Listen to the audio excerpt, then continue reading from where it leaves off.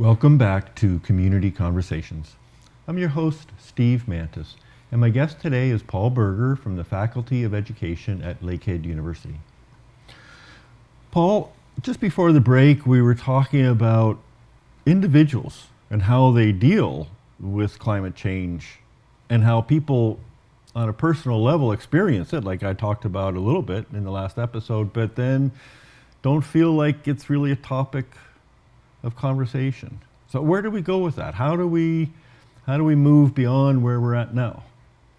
I think that's a hard question, and I've actually read books about this difficulty in terms of talking about climate change.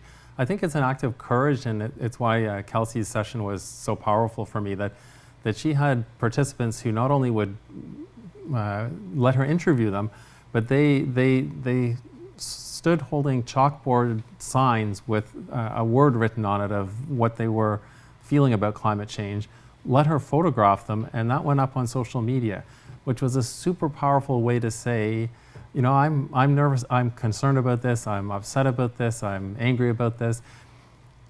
That's a really courageous thing to do, and then for some of our participants to come and speak to us live in person, I think showed enormous courage. But for people maybe who are watching this, I think it's courageous to have that first conversation, to say to your daughter or your brother or your father or your mother or one of your friends, you know, we keep hearing about climate change, what do you think about it? It's a polarizing subject. People sometimes get upset. And we have to accept that it's hard to have conversations without feeling emotion around this. But that can be good because it can help us decide to move and to do something. If every listener only decided that they were going to go out and have a conversation with somebody that might be a difficult conversation, it might not go that far. But to try that, I think we'd be halfway to moving towards actually making great progress on this problem. So I'm no expert here, of course, but I think maybe people are going, it's such a big thing. What can I do? What can we do? You know, and right away what pops into my mind is I worked in construction for many years, how home construction and building codes and expectations have changed to make houses more energy efficient, which is a plus in terms of reducing the load of junk going into the air.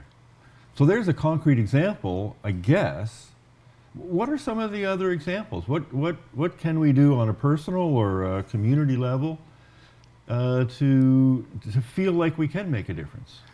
I think I like your example, and I want to say two things. One is that I don't think as individuals we can buy or not buy our way out of the problem, that we can make some small change to our behavior and think it's going to make a huge difference. I think that's actually shut people down, and people have decided that, or they've understood that if they recycle or don't recycle, that it's not going to make a big dent in the whole problem. The problem is bigger than any of us as individuals, and so we really need to act collectively.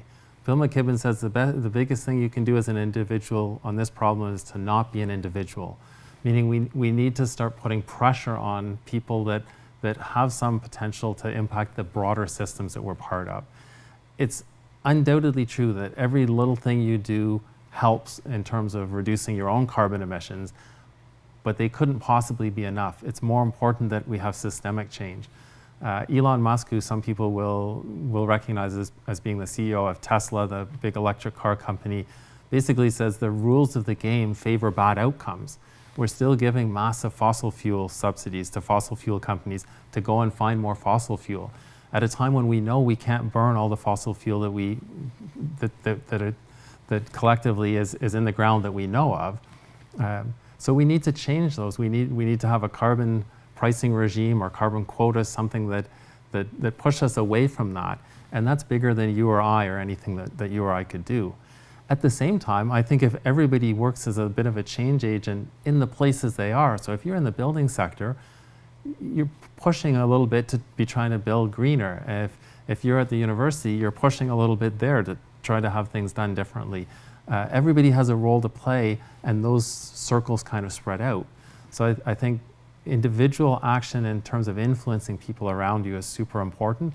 and influencing the broad structures that still are creating the bad outcomes that we need to move away from. So, what are some of the examples where some of those big picture issues got dealt with? I think you'd have to look to countries like Germany, which has a big program called the Energy Shift, where they're building renewables really aggressively. So one day in May, I don't think it was this year, maybe last year, 76% of their electricity supply came from renewable energy. And that's in a country that's not that sunny.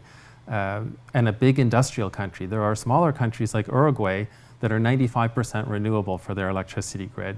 Already. 95%? Yeah, and 15 years ago, it didn't look like they were going that direction. And a new government was elected that went hard in this direction. And now it's not like they're not still burning fossil fuel in the cars. That's their next project, electrifying the transportation sector. They're not all the way there yet, but their electricity supply, they've moved over, they've shifted off fossil fuel almost wholly to renewables. It's possible we can do this, Steve. Mm-hmm. The scientists have done their job and told us the predicament we're in. The engineers have largely done their jobs, and we have technologies that we can transfer to, we can shift to, but we're waiting for the politicians to do their jobs, and that's where people can come in and help push the politicians. Because if they don't help us to change, we just got a report from the Climate Change and Environment Commissioner, Julie Gelfand. It just came out yesterday. This is the federal government's climate change commissioner whose job is to evaluate how we're doing. Yeah, she looked at what the government said it would do and said it's far from doing it. She said that the targets, we've missed 2 targets already for greenhouse gas emissions. We're on track to miss the 2020 target. We keep making these targets out in the future. Physics and chemistry don't care if it's a hard problem. It's either we reduce the greenhouse gas emissions or we don't. The irony is that we could be doing it. We have the technologies. We need strong policymakers at every level, municipal, provincial, and federal, to help with this shift and to also protect people and vulnerable people in the shift. So people who are working in the tar sands, for example, they're going to need to transition. And I think many of them will be incredibly glad to transition into cleaner energy jobs, but they need the political will and the structure to help do that. We're a super wealthy country. We could do it. We need to do it, and we're waiting and hoping for the pressure to build, and we see signs of it. So there's lots of hope. It's just we have to convert it now into action. And so, I'm kind of going, okay, how do we actually do that? You've got the inertia of whatever's happening, and to make any change, you've got to find a way that's going to redirect that. And so the example in Fort McMurray, people are worried about their jobs. Number one, I want to provide for my family. And so if the option is shut this down with no option beyond that would freak me out. How do we do it? Yeah. One of the panelists at the Climate Change Forum was Colin Kelly from Confederation College, and he told us in some detail about how Confederation College replaced some of its infrastructure with biomass burning. So they're burning wood chips. Wood chips come from here locally. So before they were burning fossil fuels, and you can be sure that a lot of the profit from the selling of the fossil fuels actually went to a small group of people. Now they're burning wood chips, so they're creating local employment. Got to hold right there, Paul. We need to take a short break. We'll be right back.